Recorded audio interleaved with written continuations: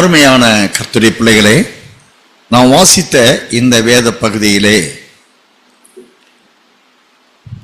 28வது வசனத்தை நான் வாசிக்கிற பொழுது, அன்றியும் கிறிஸ்துவும் அநேகருடைய பாவங்களை சுமந்து தீர்க்கும்படிக்கு ஒரே தரம் பலியிடப்பட்டு தமக்காக காத்து கொண்டிருக்கிறவர்களுக்கு ரட்சிப்பை அருளும்படி இரண்டாம் தரம் பாவம் இல்லாமல் தரிசனமாவார் என வேதம் சொல்லுகிறது.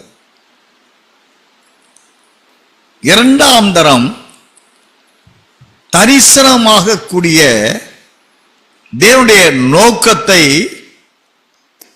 இந்த வேதவசனம் நமக்கு அறிவிக்கிறது. தமக்காக காத்து கொண்டிருக்கிறவர்கள் எவர்களோ,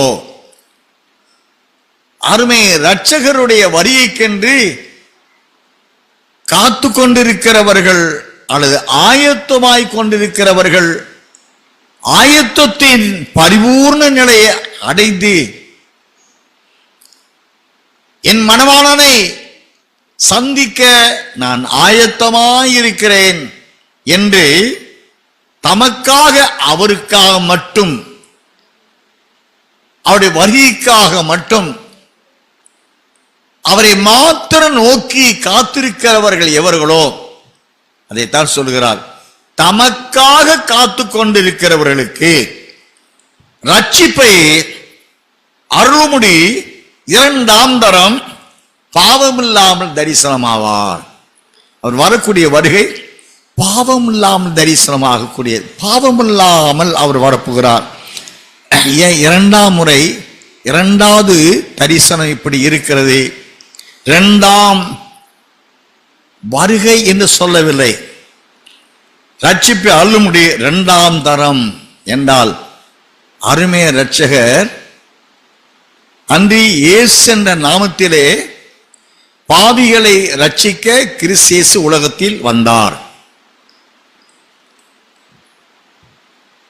அது முதல் வருகை. வந்ததின் நோக்கம் மத்தேயு 1:21 படி தம்முடைய ஜனங்களின் பாவங்களை நீக்கி ரட்சிக்கும் இரட்சகராக அவர் வந்தார். இப்படி வந்த அவருடைய பலியினாலே நான் வாசித்த இந்த எபிரேயர் 9ஆம் அதிகாரம் 23ஆம் வசனத்தில் இரண்டாம் தரம் அவர் தரிசனமாவதனுடைய நோக்கம் இங்கு அறிவிக்கப்படுகிறது. 23ஆம் வசனம் வாசிங்க. ஆதலால் பரலோகத்தில் உள்ளவைகளுக்கு சாயலானவைகள் இப்படிப்பட்ட பலிகளினாலே சுத்திகரிக்கப்பட வேண்டியதா இருந்தது. பரலோகத்தில் உள்ளவைகளோ இவைகளிலும் விசேஷ பலிகளாலே சுத்திகரிக்கப்பட வேண்டியதா. அந்த எபிரேயர் 9ஆம் அதிகாரம் 7ஆம் அதிகாரத்திலிருந்து வாசித்து வந்தோம் என்றால், மோசே மூலமாய் கொடுக்கப்பட்ட நியாய பிரமாணத்தின்படி செலுத்தப்பட்ட 9 விதமான பாவ நிவாரணம் பலிகளை மோசே மூலமாய் ஆசாரியனாகிய ஆரோன் செலுத்தி ஜனங்களுக்கு தேவ காரியமாய் ஏற்படுத்தப்பட்ட பிரதான ஆசாரியத்துவத்தை தேவன் ஏற்படுத்தி வைத்தார். நாம் எபிரேயருக்கு எழுதிய நிருபம் 5ஆம் அதிகாரத்திலே பிரதான ஆசாரியத்துவத்தின் தன்மையை அங்கு அறிவிக்கப்படுகிறது. 5ஆம் அதிகாரம், எபிரேயர் 5ஆம் அதிகாரம் 1 வாசிங்களேன். அன்றையும் மனுஷரில் தெரிந்து கொள்ளப்பட்ட எந்த பிரதான ஆசாரியனும் பாவங்களுக்காக காணிக்கைகளையும் பலிகளையும் செலுத்தும்படி மனுஷருக்காக தேவ காரியங்களை பற்றி நியமிக்கப்படுகிறார். மோசே நியாயப்பிரமாணத்தின்படி ஆரோன் பிரதான ஆசாரியனாக நியமிக்கப்பட்டதன் நோக்கம் மனுஷர்களிலிருந்து தெரிந்து கொள்ளப்பட்டவர்களான ஜனங்கள் தன்னுடைய பாவ மன்னிப்புக்கென்று செலுத்தப்படுகிற பலிகள், காணிக்கைகளை தேவனுடைய பிரதிநிதியாக இருந்து அதை இவன் பெற்றுக்கொண்டு ஜனங்கள் பாவம் வாரும்படியாக படைத்த பலிகளின் ரத்தத்தை எடுத்து அவர்கள் மேலும் பிராகாரத்தில் இருக்கிற மேலும் பலிபீடத்தை மேலும் தெளித்து பாவ நிவாரணத்தை ஏற்படுத்தும் ஆசாரியனாக இருந்தான். அதனுடைய தன்மை என்ன என்று 23ஆம் வசனத்தில் வாசிக்கிறோம். பரலோகத்தில் உள்ளவைகளுக்கு சாயலாலே இப்படிப்பட்ட பலிகளால் சுத்திகரிக்கப்பட வேண்டியதாக இருந்தது.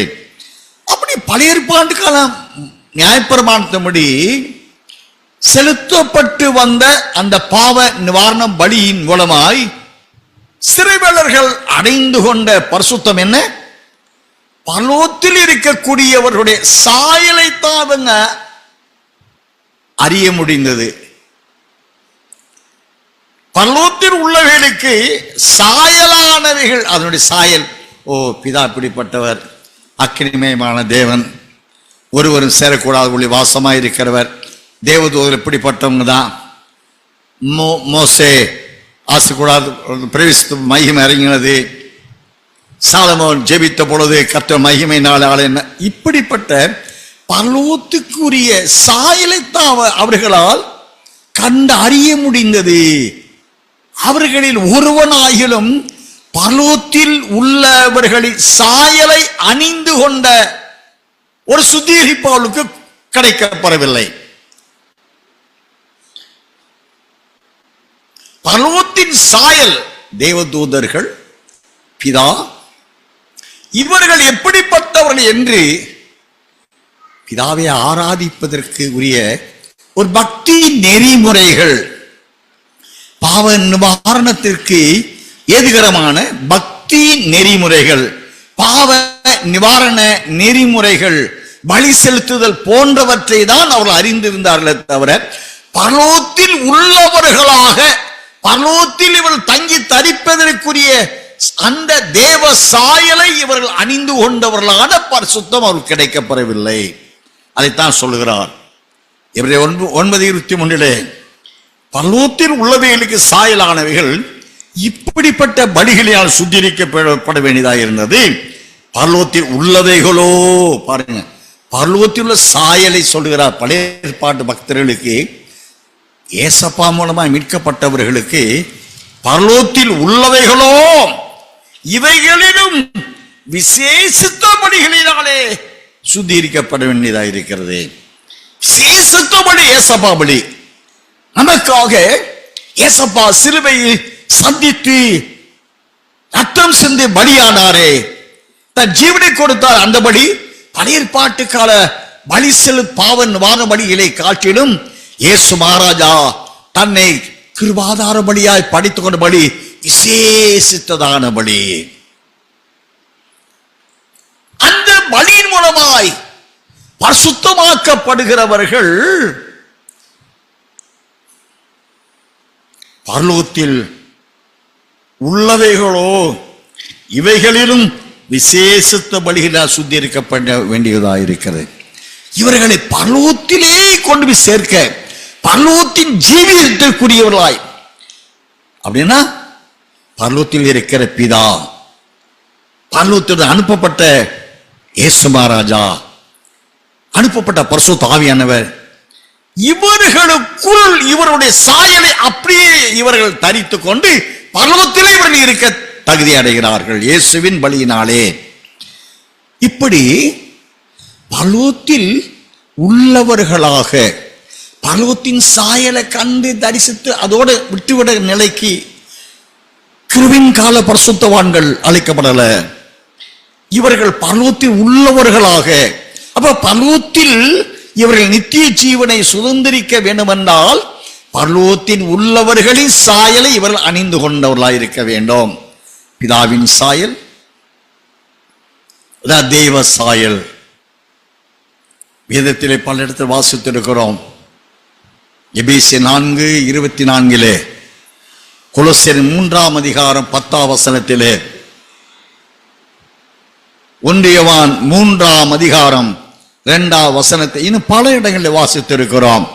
நம்மை சிருஷ்டித்தருடைய சாயலுக்கு ஒப்பாய் பூரண அறிவடையும்படிக்கு புதிதாக்கப்பட்ட மனுஷனை தரித்துக் கொண்டீர்களே. அவர் வெளிப்படும் போது அவர் இருக்கிற வண்ணமாக நாம் அவரை தரிசிப்பதினால் அவர் ஒப்பாயிருப்போம். 2 கொரிந்தியர் 3:18 ஆவியாயிருக்கிற கர்த்தரால் அந்த சாயலாகத்தாமே மகிமையின் மேல் மகிமை வரும். அப்போ பிதாவை நம்மை சிருஷ்டித்த பிதாவுடைய சாயல், நம்மை பரிசுத்தமாக்கின பரிசுத்த ஆவியானுடைய சாயல், மணவாளன் இயேசுவின் சாயல். இந்த பரலோகத்தில் உள்ள அவர்களுடைய சாயலை பூமியில் உள்ள ஒரு மனிதன், பாவத்தில் உருவாகி பிறந்த மனிதன் பரலோகத்தில் உள்ளவனாக இவன் தகுதி அடைய வேண்டும் என்றால் அதற்கு உண்டான பலிதான் விசேஷித்த பலி. அந்த விசேஷித்த பலி மூலமாய் இவர்களுக்கு கிடைக்கப்படுறது எதுங்க? நீங்க எபிரேயர்கள் நிருபம் 11ஆம் அதிகாரம் 40ஆம் வசனம் வாசிங்களேன். அவர்கள் நம்மை அல்லாமல் பூர்ணர் ஆகாதபடிக்கு விசேஷித்த நன்மையானது ஒன்றை தேவன் நமக்கென்று முன்னதாக நியமித்திருந்தார். விசேஷித்த நன்மையானது ஒன்றை தேவன் நமக்கென்று முன்னதாக நியமித்திருந்தார். அவர்கள் என்றால் பழைய ஏற்பாட்டு கால பலி மூலமாய் பாவமனை பெற்றுக்கொண்ட இஸ்ரவேலர்களுக்கு அவர்கள் பூர்ணம் என்ற நிலை அவர்களுக்கு கொடுக்கப்படவில்லை.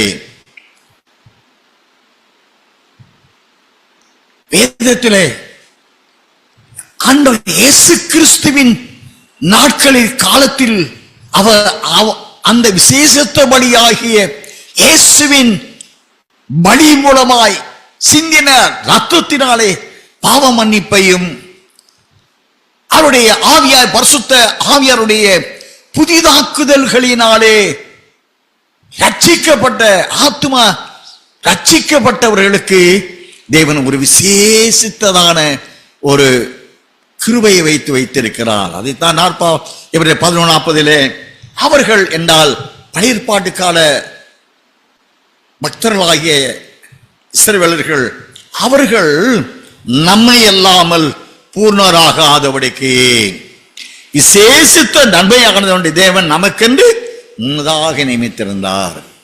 முன்னதாகவே அந்த உலக தோற்றத்துக்கு முன்பாகவே. நீங்க ஏசாயா தீர்க்கதரிசியின் புஸ்தகம் 33ஆம் அதிகாரம் 6ஆம் வாசிங்களேன். பூரண ரட்சிப்பும் ஞானமும் அறிவும் உன் காலங்களுடைய உறுதியாய் இருக்கும். கர்த்தருக்கு பயப்படுதலே அதன் பொக்கிஷம். உன் காலத்தின் பாருங்க, உன் தேவனுடைய அனாதி தீர்மானம் ஒரு பூர்ண ரட்சிப்பு, ஒரு பூர்ண மகிமையின் நிலை மனுக்குலத்திற்கென்று தேவ தீர்மானத்தோடு வைக்கப்பட்டு இருக்கிறது. பூரண ரட்சிப்பு என்ற நிலை ஒரு ரட்சிப்பு வைத்திருக்கிறார். பூரண ரட்சிப்பும் ஞானமும் அறிவும் உன் காலங்களுடைய உறுதியாயிருக்கும். கர்த்தருக்கு பயப்படுதலே அது பொக்கிஷம்.